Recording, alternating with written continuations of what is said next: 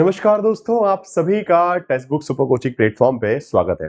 मेरा नाम है प्रद्युमन त्रिपाठी और आज जो है हम बात करने वाले हैं कि ये जो रिमेनिंग 100 डेज आपके पास बचे हुए हैं। Okay, so now we have almost 100 day for your June 2024 attempt. Okay, so 100 दिनों में वक्त अब आपके पास कम है। उन 100 दिनों में कैसे ये जो बड़ा बड़ा सिलेबस है आपका पेपर 1 का, पेपर 2 का, उसको कैसे कवर किया जाए, what should be your approach. Okay, because practically speaking अगर हम थोरो रीडिंग करेंगे कि हर टॉपिक को, हर नोट्स को, हर बेसिकली कॉन्सेप्ट को अगर कवर करने का ट्राई करें कि 100 दिनों में पूरा का पूरा सिलेबस अच्छे से बिल्कुल इन डेप्थ तरीके से कवर हो जाए, so it is not practically possible. आपको पता है कि within these 100 days you need some time for the revision and everything also. Okay, तो कम से कम इसमें से 20 25 30 दिन तो जो है सिर्फ रिवीजन के लिए भी आपको लग जाएंगे। तो पूरी तरीके से अगर देखा जाए तो सिलेबस कवर करने के लिए मुश्किल से मुश्किल 60 दिन ही है, बहुत ज्यादा अगर देखा जाए तो सही रूप से। ठीक है, प्रैक्टिस करनी है, मॉक टेस्ट लगाने हैं।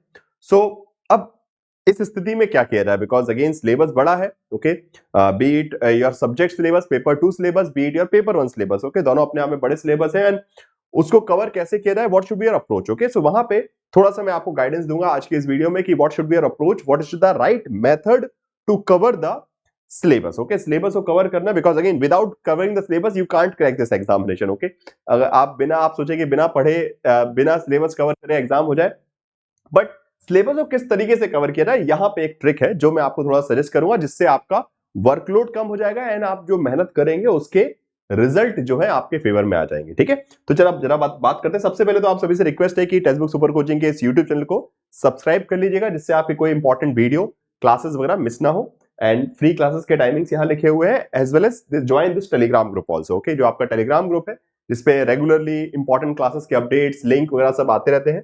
सो उसके लिए Pradyuman sir underscore textbook, ये टेलीग्राम ग्रुप को आप ज्वाइन कर लीजिएगा। ठीक है, fine. Now let's talk about कि what should be the strategy और we can say the syllabus coverage plan for the 700 days. Okay, fine. तो सीधी बात है भाई, मैंने जैसा आपको बताया कि भाई 100 दिन तो पूरे तो मत ही मान के चलिए। ठीक है, बिकॉज आखिरी के कुछ दिन जो है आपको कम से कम 20-25 दिन तो जो है रिवीजन के लिए भी चाहिए, प्रैक्टिस, मॉक टेस्ट, ये सब भी जो है, और बीच बीच में भी साथ में चलते रहेंगे। ठीक है, नाउ अब regarding the month wise target जो है, ठीक है, अगर मैं बात करूं मंथ वाइज टारगेट के लिए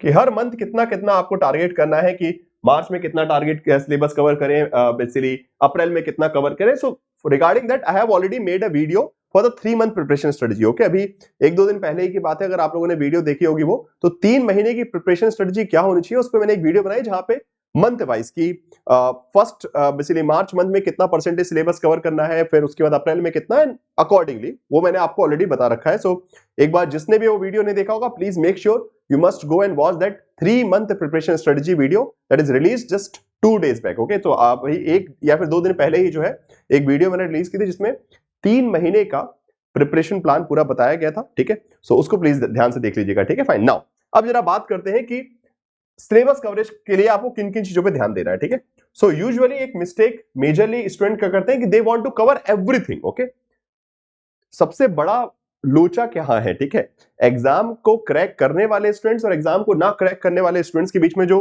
बोल सकते हैं ना कि सक्सेसफुल एंड फेलियर स्टूडेंट्स में एक सबसे बड़ा डिफरेंस होता है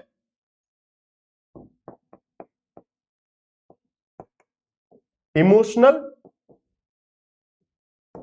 इंटेलिजेंस का। एक जो सक्सेसफुल स्टूडेंट है वो सिलेबस को कैसे देखेगा, उसको सिलेबस का देखने का नजरिया उसका अलग होगा, और जो फेलियर स्टूडेंट है वो सब्जेक्ट सिलेबस को कैसे देखेगा। ओके, नाउ डिफरेंस क्या है, एक सक्सेसफुल स्टूडेंट सिलेबस को कैसे देखेगा कि ठीक है, सिलेबस में 10 यूनिट है, इनमें से कौन सी यूनिट से सबसे ज्यादा अमाउंट ऑफ क्वेश्चंस आते हैं वो मैं टारगेट करूं, जो यूनिट थोड़ी सी कम यूजफुल है या फिर बोल सकते हैं कि शायद तक मेरे लिए काम की नहीं है, मैं पढ़ूंगा भी और शायद तक उसमें उतने मार्क्स नहीं आ सकते। फॉर एग्जाम्पल मान लीजिए कोई स्टूडेंट है स्मार्ट पोस्ट, उसने सोचा कि यार मैं अगर कंपैरेटिव पॉलिटिक्स को कितना ही पढूं, बट उसमें नंबर ऑफ क्वेश्चंस करेक्ट करने के चांसेस मेरे कम है। सो स्मार्टली इमोशनल इंटेलिजेंस क्या कहेगा कि मैं भावुक ना होकर उस एक पर्टिकुलर यूनिट में अटकू ना, और मैं क्या करता हूं दूसरे यूनिट को अपना स्ट्रॉन्ग कर लेता हूं, जिससे मेरा रिजल्ट आ जाएगा। ठीक है, सो एक सक्सेसफुल स्टूडेंट के दिमाग में हमेशा क्या चलता है कि how to grab the marks, कि मार्क्स कैसे कैसे निकाल सके। तो सिलेबस को जो अप्रोच करेगा, so according to the previous year papers, वो सिलेबस को लगातार सिर्फ उस पार्ट पे फोकस करेगा, हाईलाइटेड पार्ट पे, जहां से मेजरली क्वेश्चंस उठते हैं दैट ऑटोमेटिकली एंड स्मार्टली, कि कहीं पे भी ज्यादा अटकना नहीं, ओके। किसी भी प्रकार, for example now you have limited time, time कम है, तो अब ये नहीं कि आपको हर टॉपिक को बिल्कुल इन डेप्थ जाके उसकी बाल की खाल निकाल के पढ़ना है। आपको ये पढ़ना है कि मान लीजिए आप किसी थ्योरी को पढ़ रहे हैं, तो अच्छा उस थ्योरी में से क्वेश्चन क्या आ सकता है? तीन चीजें, थ्योरी का नाम, थ्योरी का थिंकर, ठीक है, और उस थ्योरी का कुछ की कॉन्सेप्ट्स, खत्म काम। So instead of reading long long paragraphs, right readings on that concepts, कोई मतलब नहीं है, ठीक है। वो क्या होगा, आपका टाइम वेस्ट करेगा, ठीक है। आपको लगेगा कि हम सिलेबस कवर करें, बट आप जो है सिलेबस में एक्स्ट्रा चीजें कवर करें जो कि शायद तक एग्जाम की किसी काम की नहीं रहेंगी, ठीक है। तो पढ़ना तो नुकसानदायक नहीं है, परंतु कॉम्पिटेटिव एग्जाम के लिए पढ़ने के लिए थोड़ा सा स्मार्ट तरीका, ठीक है। सो एक इमोशनल इंटेलिजेंस एक ऐसी चीज होती है जहां पे आप अपनी भावनाओं को थोड़ा वो रखते हैं कंट्रोल में, कि यस कहां पे मुझे टाइम इन्वेस्ट करना है, कहां पे नहीं करना है, ओके। एक फेलियर वाला स्टूडेंट क्या होगा भाई, वो फेल क्यों है? बिकॉज किसी टॉपिक को पढ़ रहे हैं तो इतना गहराई में पढ़ लिया कि दूसरे सिलेबस को या फिर दूसरे यूनिट को जस्टिफाई नहीं कर पाए। सो if you want to be a successful student, syllabus को कवर करते time you always need to make sure कि you are covering each and every unit, okay. एक आध यूनिट को आप इग्नोर कर सकते हैं, एक दो यूनिट को चलिए आपने साइडलाइन कर दिया कि ठीक है, बट बाकी के unit you have to need to build up a balance there, okay. So balancing them out. एक चीज और बड़ी मिस्टेक होती है क्या, कि स्टार्टिंग के यूनिट्स को तो चलिए ठीक है, पहली वाली यूनिट को 10 दिन दिए, दूसरी वाली यूनिट को अगले यूनिट को भी 10 दिन दिया, फिर करते करते धीरे धीरे टाइम बढ़ते गया और फिर आने वाले आखिरी वाली यूनिट्स को आपने 3-4 दिन में निपटा दिया। So automatically it will, so starting से मेंटेन कीजिए कि अच्छा 5 days max to max for a unit, 5 दिन से ज्यादा मुझे किसी एक यूनिट को या फिर एक टॉपिक को नहीं देना है, बस खत्म काम। उससे ज्यादा अगर आप जा रहे हैं तो you have to limitize within, देखो कि जो भी एग्जाम ओरिएंटेड एस्पेक्ट है उतना बस मैं यहाँ पे कवर करूंगा, उससे ज्यादा मैं कोई भी एक्स्ट्रा चीज में नहीं घुसूंगा, ठीक है। That is the most important aspect, okay. Now second thing, जो कि सिलेबस कवर करने में आपको एक और हेल्प मिलती है, जैसे कि मैंने आपको मल्टीपल टाइम्स, हजारों बार सभी आपको बताते हैं कि keep checking out the previous year papers, okay. लगातार जो है प्रीवियस ईयर पेपर्स को हर हफ्ते एटलीस्ट एक बार देखिए, so that it will help you to streamline your preparation plan. आप कहीं भी ज्यादा इधर उधर भटक के प्रिपरेशन नहीं करेंगे, आप स्टिक टू द सिलेबस रहेंगे।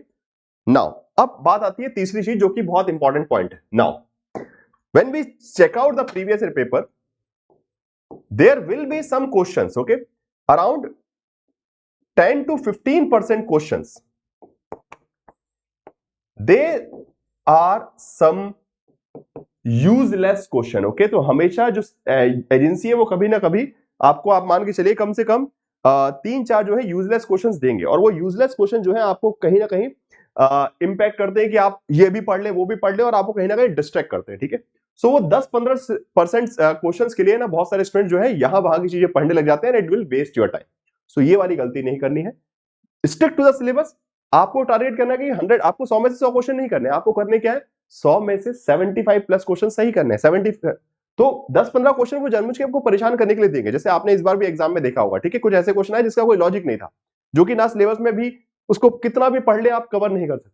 तो आपको स्मार्टली क्या करना है कि हाँ, वो वाला पार्ट जो कि हो सकता है और जिससे एग्जाम क्रैक होना है, आपको 100 में से 100 क्वेश्चन सही नहीं करने।